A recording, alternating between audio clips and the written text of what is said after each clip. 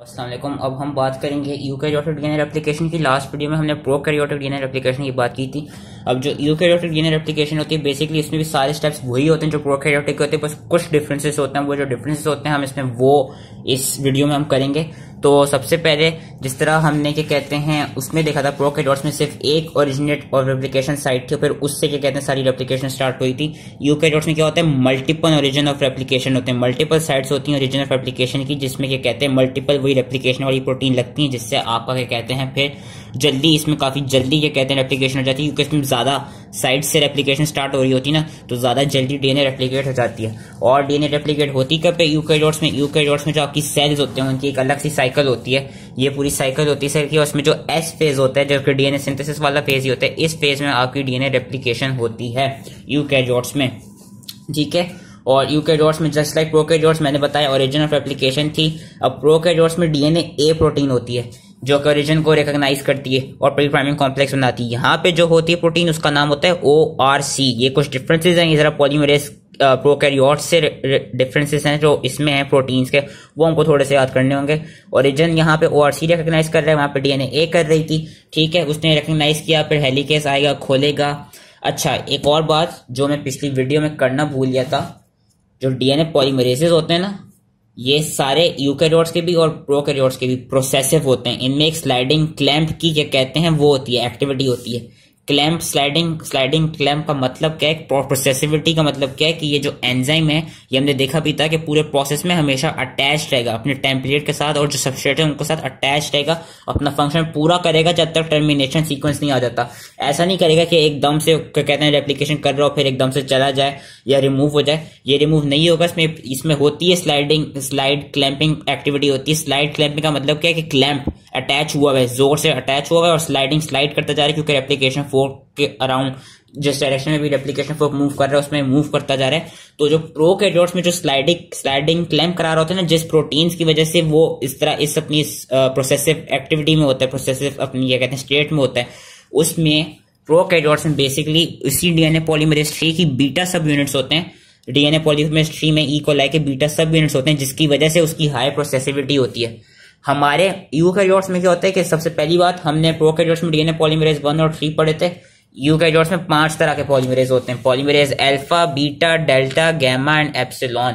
और इनके अंदर जो क्या कहते हैं प्रोटीन्स होती है ना, जो इन्हें क्या कहते हैं वो करती हैं, आपको ये कहते हैं इनको वही क्लैम्प करके रखती हैं। इनमें होती है PCNA जिसका नाम है प्रोलिफरेटिंग सेल न्यूक्लियर एंटीजन, वो प्रोटीन होती है।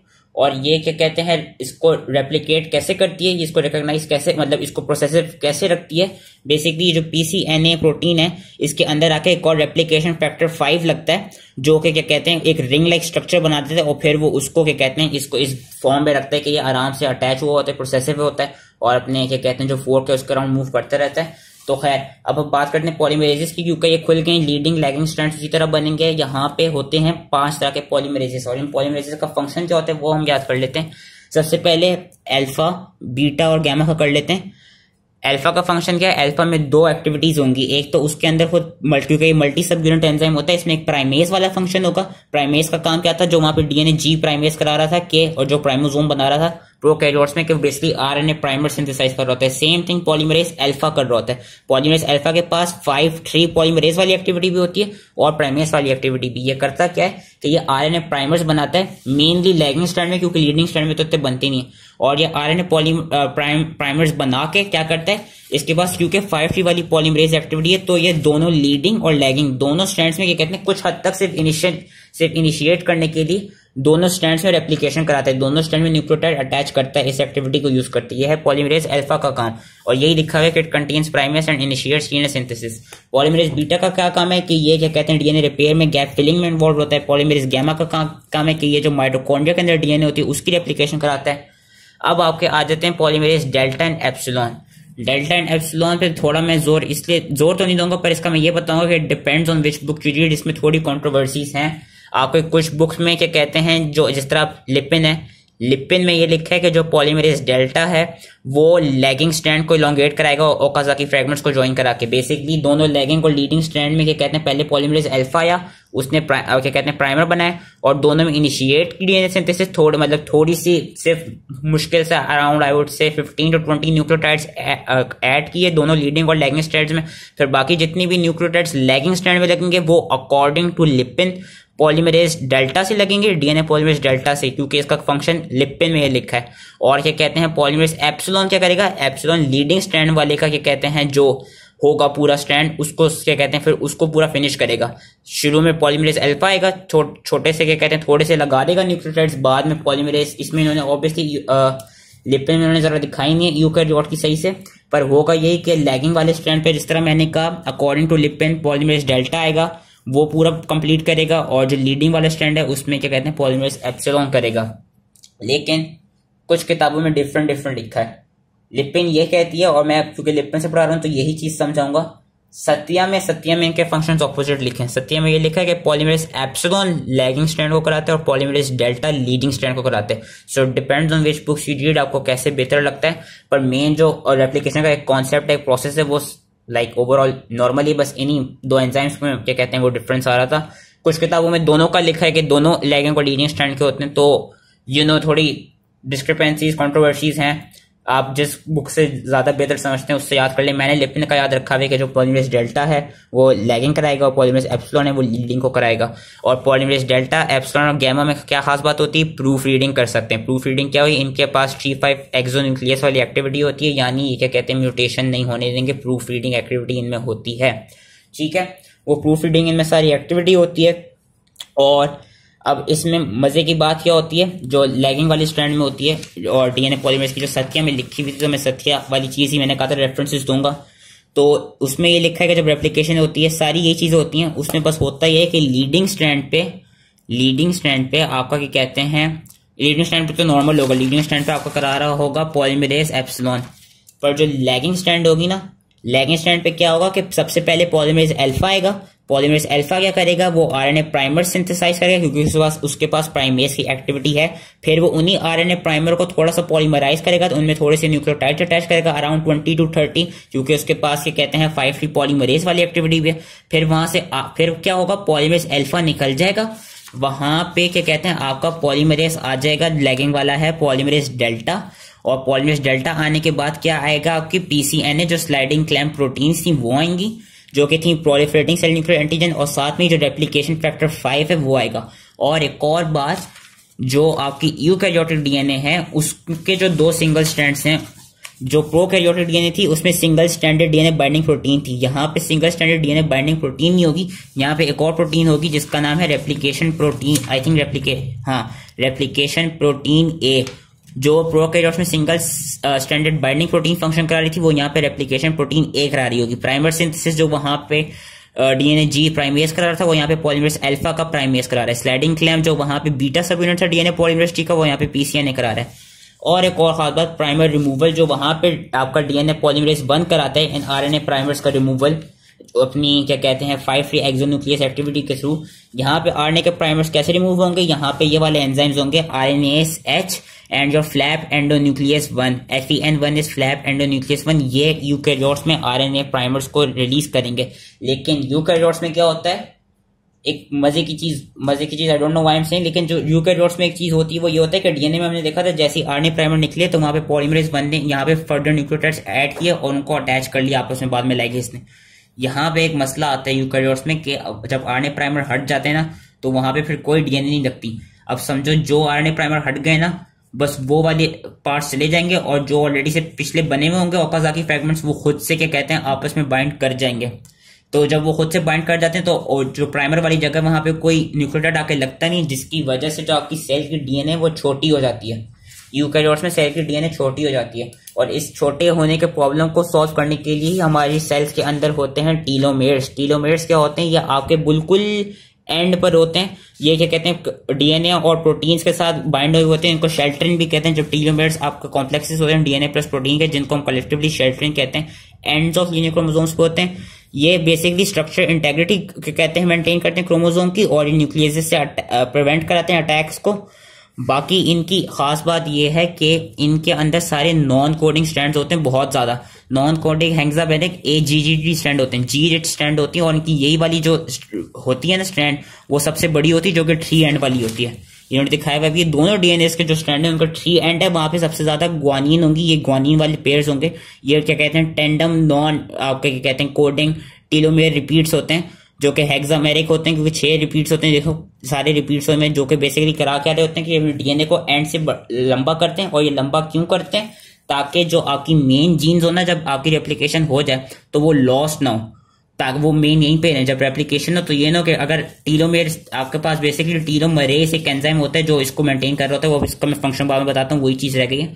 होता क्या है, अगर ये टीलोमेर्स नहीं होंगे ना, तो जो कि हमारे अंदर होता है, जिस वजह से हमें एजिंग हो जाती है, हमारी जो डीएनए वो आहिस्ता आहिस्ता छोटी छोटी छोटी छोटी छोटी होकर फिर सेल में खत्म हो जाती है। क्योंकि छोटी क्यों होती है, आरएनए प्राइमर जब हट रहा होता है तो वहां पे जगह एक क्या कहते हैं बची हुई होती है। वो गैप फिल कैसे होता है कि वो पिछला वाला जो न्यूक्लियोटाइड बन रहा था इस केस में जो भी स्ट्रैंड है, लेट सपोज लैगिंग स्ट्रैंड है, तो इस केस में जो पिछला वाला पॉलीमरेज डेल्टा से स्ट्रैंड बन रहा था वो अगले वाले से जाकर अटैच हो जाएगा, नहीं कि वहां पे कोई नए न्यूक्लियोटाइड्स आए। वो अगर मैंने जो पिछली वीडियो की डिस्क्रिप्शन में जो वीडियो का लिंक दिया था, उसके थ्रू भी आपको वो चीज समझ में आ जाएगी कि मैं क्या बात कर रहा हूँ कि आरएनए प्राइमर वाली साइड पे क्या कहते हैं डिफरेंट न्यूक्लियोटाइड्स नहीं लग रहे, सिर्फ पिछला वाला आके अटैच हो रहा है इससे। ठीक है, तो ये चीज होती है। और ये 3 एंड पे ही क्यों होती है, क्योंकि जो लैगिंग स्ट्रैंड का 5 एंड होता है ना, जो सबसे लैगिंग स्ट्रैंड का एंड पे आके 5 वाला आरएनए प्राइमर होता है, वो जब निकलता है तो फिर वहां पे जो जगह बचती है, वो जब आपस में बाइंड होते हैं वो इतनी छोटी हो जाती है कि वो जो 5 एंड वाला जो होता है स्ट्रैंड, वो छोटा हो जाता है कंपेयर टू 3 एंड वाला स्ट्रैंड। इसलिए 3 एंड बड़ा होता है, क्योंकि जो 5 एंड पे लैगिंग स्ट्रैंड के 5 एंड पे जो प्राइमर लगा होगा ना, वो जब निकलेगा और जब वहां पे जगह बचेगी और वो पीछे को हो जाएगी, इसलिए 5 वाला छोटा होता है, 3 वाला बड़ा होता है।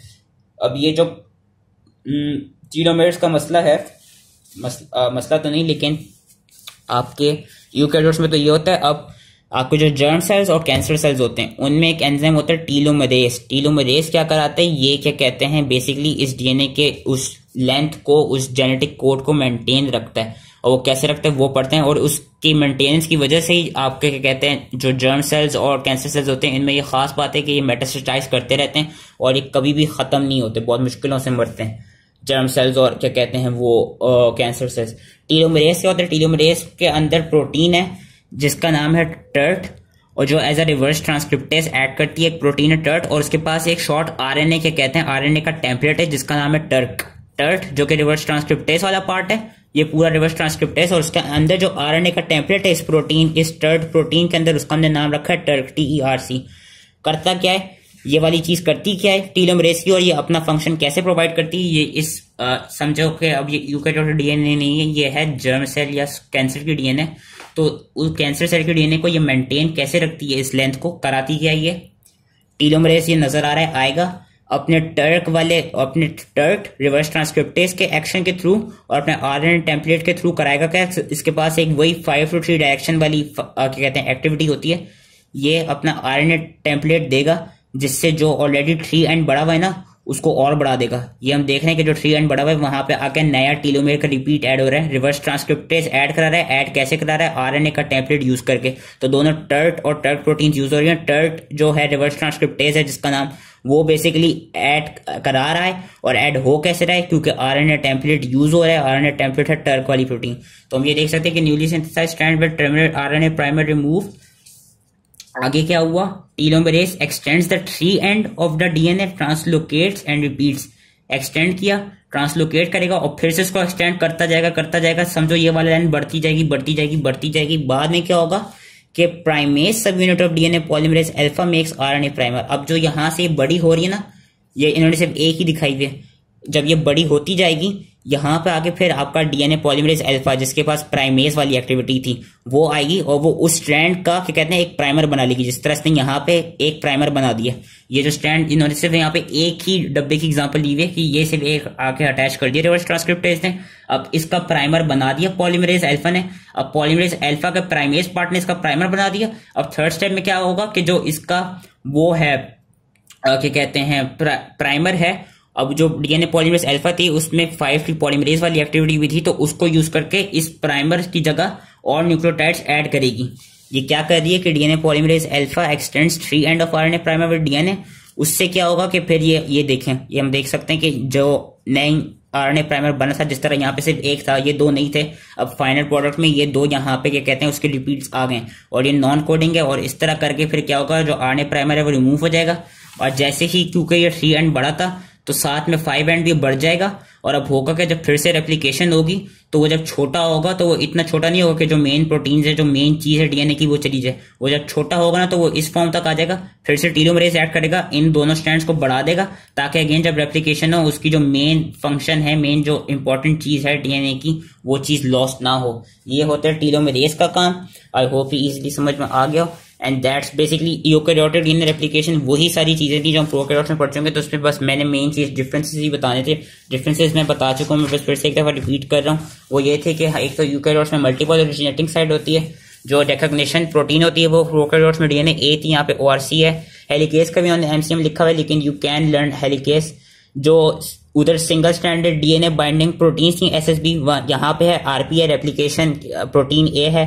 प्राइमर की जो सिंथेसाइज कर रहा है वो पॉलीमरेज अल्फा करा रहा है, उसका प्राइमरेज पार्ट जो वहां पे स्लाइडिंग क्लैम्प था वो कर रहा था डीएनए पॉलीमरेज 3 का बीटा सब यूनिट यहाँ पे कर रहा है प्रोलिफरेटिंग सेल न्यूक्लियर एंटीजन। और उस सेल न्यूक्लियर एंटीजन पे भी एक और रेप्लिकेशन फैक्टर 5 लगता है, वो बेसिकली रिंग लाइक स्ट्रक्चर बना देता है, जिससे आपका डीएनए पॉलीमरेज अटैच रहता है। और जो प्राइमर रिमूव कर रहा है वो वहां पे जो डीएनए पॉलीमरेज 1 का 5' एक्सो न्यूक्लियस पार्ट कर रहा था, यहाँ पे आरएनएस एच कर रहा है और आपका फ्लैप एंडोन्यूक्लियस 1 कर रहा है। तो एंड ये आपके बाकी 5 पॉलीमरेजेस हैं। अगेन मैंने क्योंकि लिपिन से पढ़ा हुआ है तो लिपिन में पॉलीमरेज डेल्टा और एप्सिलॉन के ये फंक्शन लिखे हुए हैं, सत्या में ऑपोजिट लिखे हैं और कुछ किताबों में और अलग सी चीज लिखी है।